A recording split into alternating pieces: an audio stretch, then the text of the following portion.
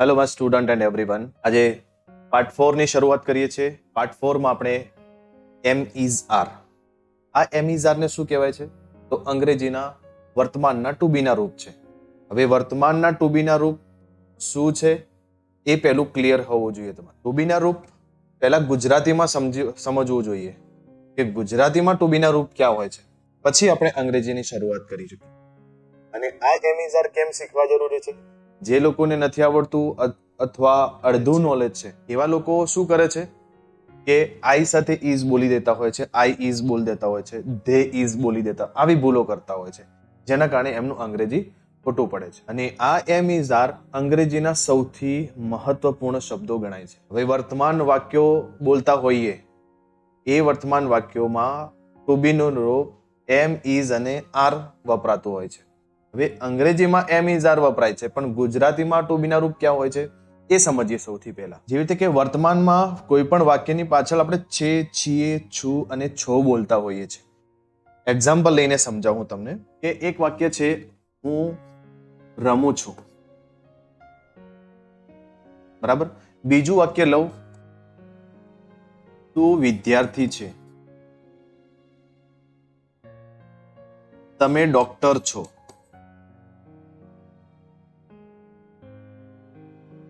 તે છોકરી છે. તો આ જે વાક્યમાં આપણે જોઈએ પાછળ છું, છે, છો અને છે બોલીએ, તો જે વાક્યની પાછળ છે, છીએ, છું અને છો, આ જે છે એ ગુજરાતીના ટુ બી ના રૂપ ગણાય. ક્લિયર? હવે આ ટુ બી ના રૂપોને આપણે અંગ્રેજીમાં શીખવાનું છે અને એ જ એમ ઇઝ અને આર છે. Okay, clear?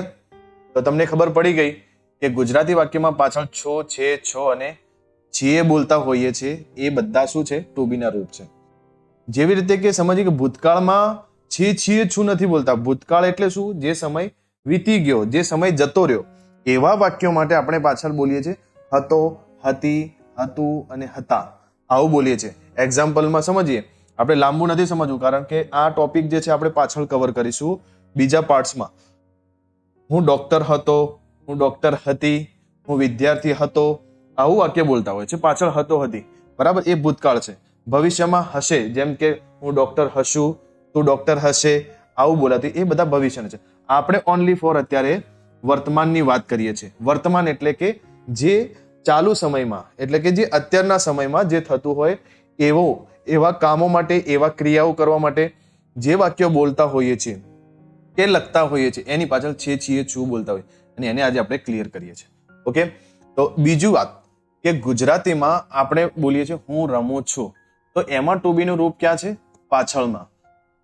એની ફોર્મ્યુલા સમજીએ. ગુજરાતી અને હિન્દી બંનેની એક જ જેવી પદ્ધતિ છે કે સૌથી પહેલા બોલાય છે સર્વનામ.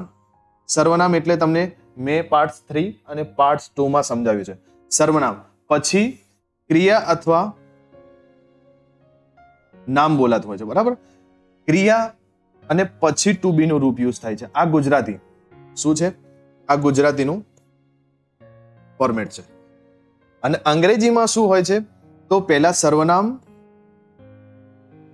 અને સર્વનામ પછી ટુ બી નું રૂપ અને પછી ક્રિયા હોય છે, બરાબર.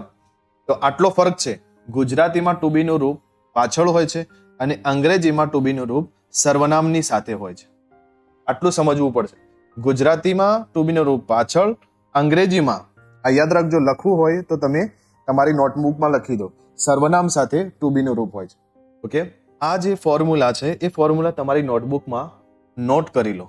હવે આપણે ગુજરાતી વાક્યોને અંગ્રેજીમાં લખીને સમજીએ અને નિયમ સમજીએ કે એમ ઇઝ આર કોની સાથે લખાશે. જે રીતે કે અહીંયા મેં હું લખ્યું છે, તો હું નો સર્વનામ એટલે આઈ, તો અહીંયા લખીશ આઈ. ઓકે, હવે મેં તમને હાલ સમજાવ્યું કે સર્વનામ સાથે ટુ બી નું રૂપ હોય છે. તો ગુજરાતીનું ટુ બી નું રૂપ પાછળ છે, તો અંગ્રેજીમાં સર્વનામ સાથે લખાય છે. આઈ સાથે કયું ટુ બી નું રૂપ લાગે છે? એમ. તો આઈ ની સાથે લગાવીએ અહીંયા એમ. હવે વિદ્યાર્થી લખવાનું રહી ગયું, તો હવે વિદ્યાર્થી પાછળ લખીશું. પણ નિયમ સમજજો કે વિદ્યાર્થીની ગણતરી કરી શકાય. વિદ્યાર્થી એક નાઉન છે. નાઉન, એડજેક્ટિવ અને વર્બ શું છે એના માટે હું સ્પેશિયલ એક ટોપિક બનાવીશ, પણ અત્યારે હું શોર્ટમાં બોલીશ કે નાઉન છે, બસ આટલું અત્યારે યાદ રાખજો કે વિદ્યાર્થી નાઉન છે અને નાઉનની ગણતરી થઈ શકે માટે એમાં આર્ટિકલનો ઉપયોગ થશે. આર્ટિકલ શું છે એ પાર્ટ 1 માં તમે જોઈ અને ક્લિયર કરજો. ઓકે, તો વિદ્યાર્થી અહીંયા એક વચન વાક્ય છે, વિદ્યાર્થી એક નાઉન છે, તો નાઉનની પહેલા આર્ટિકલનો ઉપયોગ થાય, આટલું યાદ રાખજો. તો આર્ટિકલ કયો આવશે? તો અહીંયા સ્ટુડન્ટ લખાય છે, પાછળ શું લખાય છે? સ્ટુડન્ટ. તો સ્ટુડન્ટમાં એસ નો ઉપયોગ થાય એટલે આર્ટિકલ આવશે એ. Okay, I am a student. Okay, બીજું વાક્ય સમજીએ. બીજું વાક્ય પણ એવું જ છે, એટલે આઈ અને આઈ સાથે ટુ બી નું રૂપ લાગે એમ, એટલે હું અને છું બંને લખાઈ ગયા. રહી ગયો હવે શિક્ષક. શિક્ષકની ગણતરી થાય માટે આર્ટિકલ લખાશે અ ટીચર. ક્લિયર? ત્રીજું વાક્ય જુઓ. હવે નિયમ થોડોક ફેરફાર થશે. હું લખાઈ ગયું. હવે આઈ સાથે ટુ બી નું રૂપ એમ લાગે એમ, એટલે છું. આઈ એમ. હવે ખુશ. ખુશની ગણતરી ના થાય, કારણ કે ખુશ એક એડજેક્ટિવ છે અને ખુશનું અંગ્રેજી થાય હેપી, અને જ્યારે એડજેક્ટિવનો ઉપયોગ થાય ત્યારે આઈ એમ હેપી લખાય. હેપીની સાથે આર્ટિકલ લખવો નહીં. ક્લિયર? હવે આગળ ચોથું વાક્ય સમજીએ. આઈ એમ. હવે તૈયાર લખીએ. તૈયાર એટલે રેડી. રેડી પણ શું છે? એક વર્બ. તો રેડીની સાથે પણ આર્ટિકલનો ઉપયોગ થશે નહીં. ઓકે, હું બીમાર છું. આઈ એમ સિક. આમાં પણ આર્ટિકલનો ઉપયોગ થશે નહીં. તમે એક વસ્તુ સમજી લો કે જેની ગણતરી થાય એની આગળ આર્ટિકલનો ઉપયોગ થાય. આર્ટિકલ ક્યારે? તો જ્યારે વાક્ય એક વચન હોય, અને જે વાક્ય એક વચન હોય પણ એમાં નાઉનનો ઉપયોગ ના હોય, એટલે કે જેની ગણતરી ન થઈ શકે એવા વર્બની આગળ ક્યારે પણ આર્ટિકલ મુકાતો નથી. આટલું યાદ રાખજો. એના પછીનું વાક્ય સમજીએ. હું અને છું. આઈ એમ મજબૂત. તો એનું લખાશે સ્ટ્રોંગ. તો સ્ટ્રોંગની પણ ગણતરી થઈ શકતી નથી માટે આર્ટિકલનો ઉપયોગ થશે નહીં. હું મિત્ર છું. આઈ એમ. હવે મિત્ર ફ્રેન્ડ. FRIEND. ફ્રેન્ડ. ફ્રેન્ડની ગણતરી થઈ શકે માટે આર્ટિકલનો ઉપયોગ થશે એ. આઈ એમ અ ફ્રેન્ડ. ઓકે, ગણતરી થઈ શકતી હોય તો આર્ટિકલ મૂકવાનો, ગણતરી ન થઈ શકતી હોય તો આર્ટિકલનો ઉપયોગ થશે નહીં. તો ઓકે, તો આજે ટુ બી નું રૂપ અહીંયા આપણે શું શીખ્યા? એમ. અને એમ કોની સાથે લાગે છે? સર્વનામની સાથે. લાસ્ટ વાક્ય આઈ એમ વ્યસ્ત. વ્યસ્તને આપણે કહીએ બિઝી. તો આઈ એમ બિઝી. બિઝીની પણ ગણતરી થઈ શકતી નથી માટે આર્ટિકલનો ઉપયોગ કરતા નથી. ઓકે, તો અહીંયા ક્લિયર. આઈ સાથે કોનો ઉપયોગ થયો? એમનો. હવે ઇઝ અને આર ની વારી. ઓકે, હવે ઇઝ કોની સાથે લાગે છે? તો ઇઝ લાગે છે હી, શી અને ઇટ ની સાથે. હી, શી, ઇટ આ કયા સર્વનામો છે? એને મેં સમજાવ્યું છે પાર્ટ 2 અને પાર્ટ 3 માં.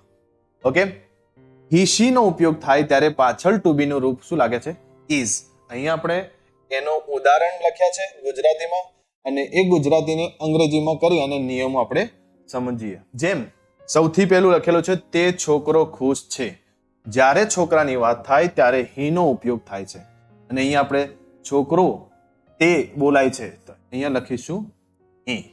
ઓકે, અને જ્યારે હી નો ઉપયોગ થાય તો ટુ બી નું રૂપ કયું લખાય છે? ઇઝ. તો અહીંયા થાય હી ઇઝ. તો અહીંયાથી તે અને છે નીકળી ગયો. ઓકે, આપણે પાછી શું છે? છોકરો ખુશ. તો હી ઇઝ પહેલી ક્રિયા લખાય છે, હી ઇઝ હેપી, અને પાછળ નાઉન છોકરો. He is happy boy. હવે મેં તમને સમજાયું કે જેની ગણતરી થઈ શકતી હોય એની આગળ આર્ટિકલનો ઉપયોગ થાય. બરાબર? તો અહીંયા હી ઇઝ અ હેપી બોય આ રીતે આપણે લખીશું. ઓકે, આને બીજી રીતે અહીંયા જ્યારે બે વસ્તુ ભેગી થાય છે, બે નિશાનીઓ છોકરો છે અને તે છે, જો તમે પાછળ બોય ના લખો તો પણ અહીંયા સર્વનામથી સમજમાં આવે કે આ છોકરાની વાત છે, માટે હી ઇઝ અ હેપી, તે ખુશ છે એમ બી બોલી શકાય, તે છોકરો ખુશ છે એમ પણ લખી શકાય.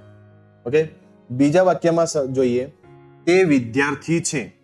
વિદ્યાર્થી અહીંયા કોણ છે? હી એટલે કે છોકરો, અને હી સાથે ટુ બી નું રૂપ ઇઝ વપરાય છે. હી ઇઝ વિદ્યાર્થી, વિદ્યાર્થીની ગણતરી થાય એટલે અહીંયા લખી દઈએ અ સ્ટુડન્ટ.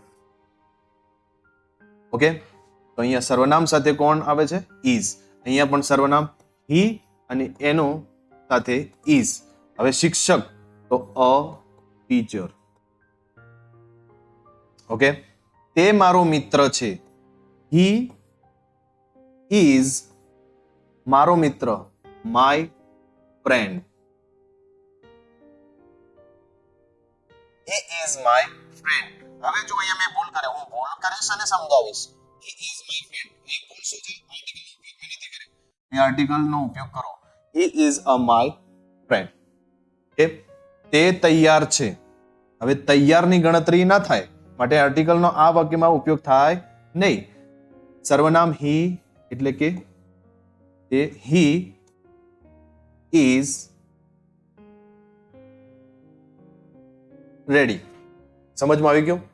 અને આ હી, શી અને ઈટ શું છે? ત્રીજો પુરુષ. જ્યારે બે વ્યક્તિ વાત કરતા હોય, જેમ કે હું છું અને તમે છો, બંને જણા વાત કરીએ છીએ ત્રીજી વ્યક્તિની, આપણા બંને વગરના ત્રીજા વ્યક્તિની વાત કરીએ કે તે છોકરો આજે નથી આવ્યો, તે છોકરો આજે ગેરહાજર છે, તે છોકરી ગેરહાજર છે, તે આવી નથી. બરાબર? તો જે ત્રીજી વ્યક્તિની વાત એને ત્રીજો પુરુષ કહેવાય. અને ત્રીજા પુરુષ માટે અહીંયા હી, શી અને ઇટ નો ઉપયોગ થાય છે. ઓકે, તો હવે અહીંયા તમને હી પરથી ક્લિયર થઈ ગયું છે કે એ જ રીતે શી નો ઉપયોગ થાય ને એ જ રીતે ઇટ નો ઉપયોગ થાય. અહીંયા આપણે ફટાફટ એને સમજી લઈએ. હવે એ જ રીતે છોકરીની વાત થાય છે, તો છોકરીનો તે એટલે કે અહીંયા શી નો ઉપયોગ થાય અને એનું ટુ બી નું રૂપ ઇઝ લાગે છે. ઓકે, હવે શી સાથે કોનો ટુ બી નું રૂપ શું લાગશે? ઇઝ. તો શી ઇઝ હેપી.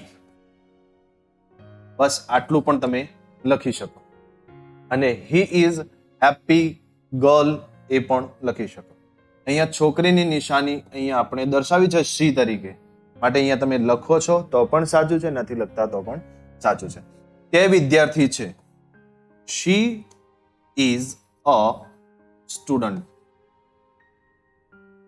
ઓકે, અહીંયા ટુ બી ના રૂપ શું વપરાય છે? ઇઝ, સર્વનામ સાથે. ઓકે, ફટાફટ હવે લખીએ. શી ઇઝ શિક્ષિકા, અ ટીચર. તે શિક્ષિકા છે.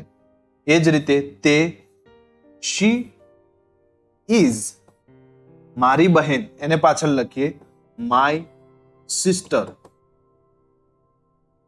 ઓકે, તે, શી ઇઝ વ્યસ્તની ગણતરી ના થાય માટે આર્ટિકલ નહીં લખીએ. She is